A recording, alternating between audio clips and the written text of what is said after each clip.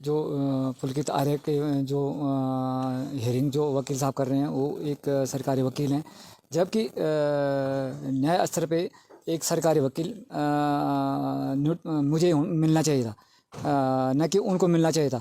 और वो उनकी हियरिंग कर रहा है, उनको बचाने की कोशिश कर रहा है। और जो अंकिता भंडारी का दोस्त पुष्पदीप था, उनको ये फंसाने के चक्कर में इनके बयानबाजी कर रहे हैं। लाख कोशिशें कर ली गई हैं, लेकिन बहन अंकिता को न्याय कैसे मिलेगा, इसका कोई संकेत अब तक दिखाई नहीं दे रहा। दोस्तों, अब तो अंकिता के दोषियों का केस एक सरकारी वकील लड़ रहा है और वह कोर्ट में ये साबित करने की कोशिश कर रहा है कि आरोपियों के नार्को और पॉलीग्राफ टेस्ट करने की ज़रूरत नहीं है। अब ऐसे में अंकिता के पिता वीरेंद्र भंडारी जी ने क्या कुछ कहा है, वो आप ध्यान से सुनिए। हाँ, मैं अंकिता भंडारी का पिता बोल रहा हूँ। और मुझे पता चला कि जो पुलकित आर्य के जो हियरिंग जो वकील साहब कर रहे हैं वो एक सरकारी वकील हैं, जबकि न्याय स्तर पे एक सरकारी वकील मुझे मिलना चाहिए था, न कि उनको मिलना चाहिए था। और वो उनकी हियरिंग कर रहा है, उनको बचाने की कोशिश कर रहा है। और जो अंकिता भंडारी का दोस्त पुष्पदीप था, उनको ये फंसाने के चक्कर में इनके बयानबाजी कर रहे हैं। और मैं धामी जी से ये कहना चाहता हूँ कि आपने उस जिस दिन आप मेरे घर पे आए थे और आपने कहा था कि फास्ट ट्रैक के तहत इनको आरोपियों को सजा कड़ी से कड़ी सजा दी जाएगी, ताकि उत्तराखंड में एक मजीर बनेगी।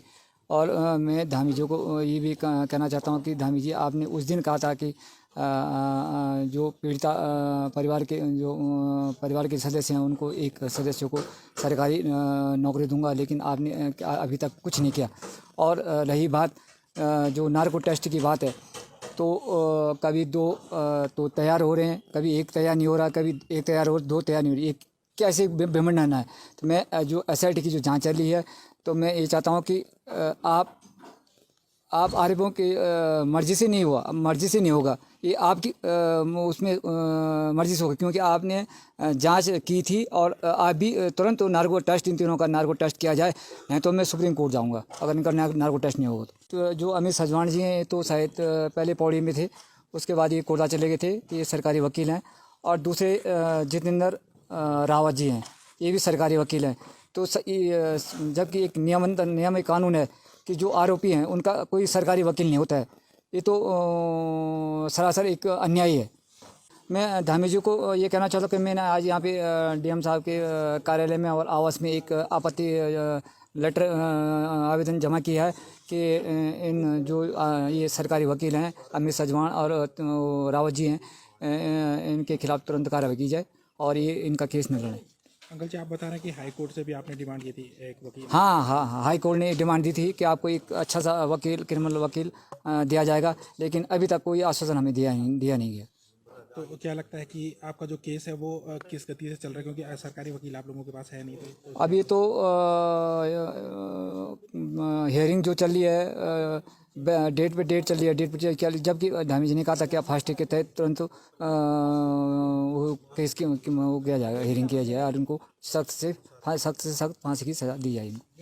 जो एसआईटी ने सबूत पेश किए हैं कोर्ट में, उससे आप संतुष्ट हैं क्या? तो अभी हमें चार्जशीट ही नहीं मिली अभी, और जब चार्जशीट मिलेगी उसके बाद ही बात करेंगे कि हमको आप सुप्रीम कोर्ट जाना पड़ेगा नहीं जाना पड़ेगा, वो चार्जशीट के बाद ही बताएंगे। ये वो बात है जो अंकिता को न्याय दिला सकती है। अगर वीरेंद्र भंडारी की बातों पर अमल किया जाए और सरकार एक बार फिर से इस केस पर ध्यान दें, तो बहन अंकिता को ज़रूर न्याय मिल सकता है। लेकिन सरकार तो इधर उधर भटक रही है, लेकिन अंकिता केस की बात नहीं कर रही। अब अंकिता को न्याय कैसे मिलेगा, ये आप कमेंट बॉक्स में ज़रूर बताएं। शुक्रिया।